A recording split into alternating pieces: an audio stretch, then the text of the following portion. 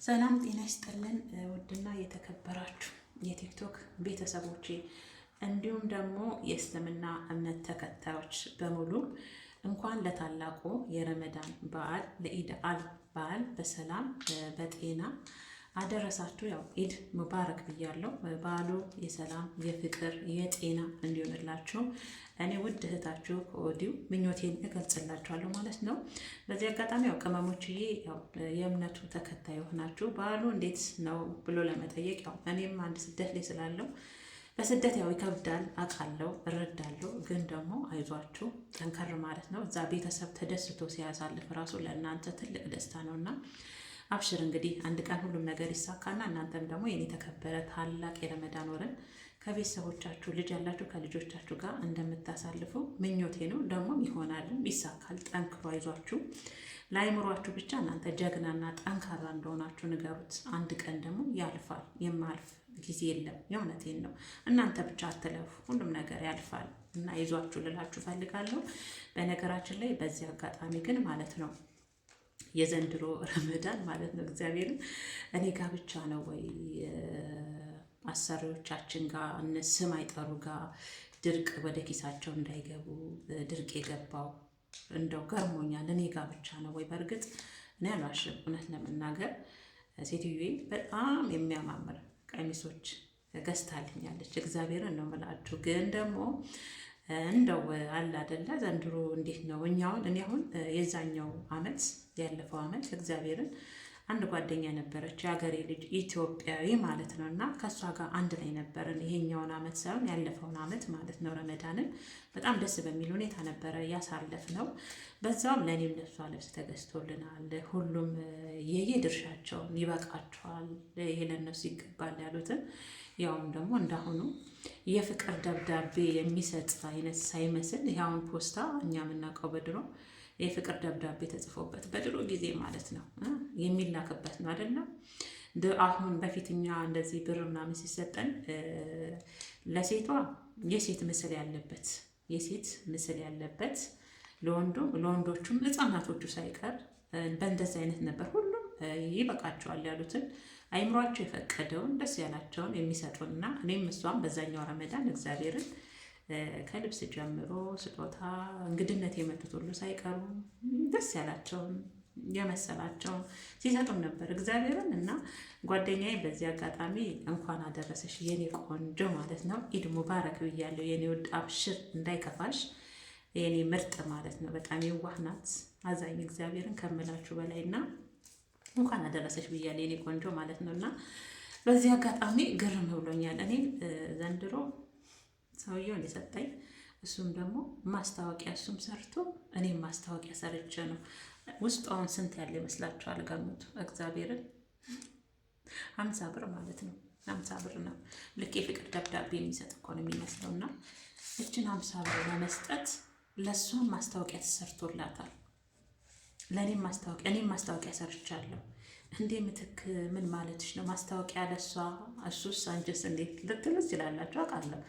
ማስታወቂያ ማለት ለእኔ ይህን ብር ሲሰጠኝ ልሰጣት ነው ብሎ ያው የቤት እመቤት ናት። አቅጣጫ እንዳይቀይር እንግዲህ አሳውቆን የሰጠኝ ልላችሁ ፈልጌ ነው። እችን 50 ብር ማለት ነው። በእርግጥ እኔ ባይሰጠኝ ይሻላል እውነት ለመናገር ማለት ነው። ምክንያቱም አንድ ቤት ውስጥ አይጥና ድመት ሆኖ ከሚኖር ሰው ጋር ከድመት ላይ መቀበል ራሱ ከባድ ነው። የምሬን ነው የምላችሁ። አቅጣጫ ሊቀይር ስለሚፈልግ ማለት ነው። እችን 50 ብር ሰጠው ብሎ ልባቸው ተራራ ነው የዚህ ሀገር ወንዶችና እንደዚህ አይነት ነገር ስላለ ያው ቅመሞች ታውቁታላችሁ። ለእናንተ ማስረዳት አይጠበቅብኝም። እና እኔም ሰጠኝ ብዬ ይችን 50 ብር ልክ የፍቅር ደብዳቤ የጻፈ እስከሚመስል ድረስ ጽፎ የሰጠ እስከሚመስል ድረስ ለዛ ወረቀቱ ተቀየረ እንዲያልኳችሁና እችን 50 ብር ለመስጠት እንግዲህ ማስታወቂያ ሁለታችንም ሰርተን ነው። እኔም ያው ታውቃለች እንደሰጠኝ ነግሯት ነው የሰጠኝ። በእርግጥ ግን ያው ሰጥቶኛል ብዬ ማስታወቂያ ሰርቼ ለመጀመሪያ ጊዜ ረመዳን በ50 ብር ያጠናቀቅናት እግዚአብሔርን።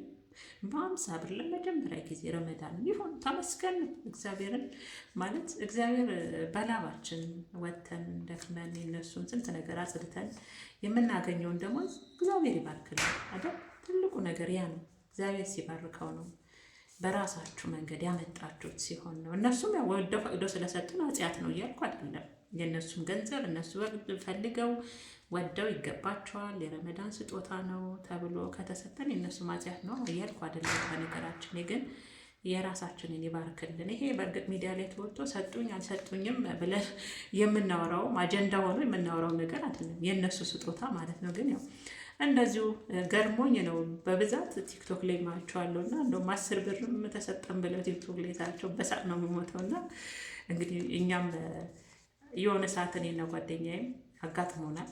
እኔ እንደውም ሕፃን መስለና እንዲህንን እያልኩ ነበረ። የተሰጠን እቃ ያስቅ ነበር። ከዛ በኋላ ግን ብር ምናምን ተሰጠን እንጂ ያው አንዳንዴ ፈታ የምትሉበትም ስጦታ ይሰጧቸዋል። እንዲህ እንደኛ ሕፃናን እንዲህ የምትሉበትንም እና ያው ስጦታ ይናቅም በእርግጥ አውቃለሁ። ምንም ይሁን ግን ደግሞ አንዳንዴ የሚመጥናችሁ ልክ እንደ ሕፃን ልጅ አሁን ለምሳሌ ለትንሽ ልጅ የምትሰጡትን አምጣችሁ ለእኔ የምትሰጡኝ ከባድ ነው። እግዚአብሔርን ስጦታ ባይናቅም ማለት ነው። እና የዘንድሮ ረመዳን እኔ ጋ ብቻ ነው ብዬ ለማሰብ ከበደኝ። ያው ብዙዎቻችሁ ጋር ድርቅ እንደገባ ስላየው አብሽር የኔ ውዶች አውቃለሁ። ረመዳን ጠግራራ ቀላል አያደክምም እግዚአብሔርን እና ይዟችሁ ለበጎ ነው። የእናንተን ይባርክላችሁ እግዚአብሔር። እሺ ለእናንተ የሰጣችሁን እግዚአብሔር ይባርካችሁ፣ ይባርክላችሁ ነው ይባርካችሁ፣ ይባርክላችሁም ይባርካችሁም አንድ ነው። መባረክም ይሁን እና እንግዲህ ያለው እንደው ፈታ እንበልበት የዘንድሮን ረመዳን። ቲክቶክ ላይ እያዩዋችሁ ነበር። 10 ብር ጨምሬ ልመልስላት ወንስ እንዴት ነው እያላችሁ ቅር ይላታል እያላችሁ ነበርና ለመዳም ነው።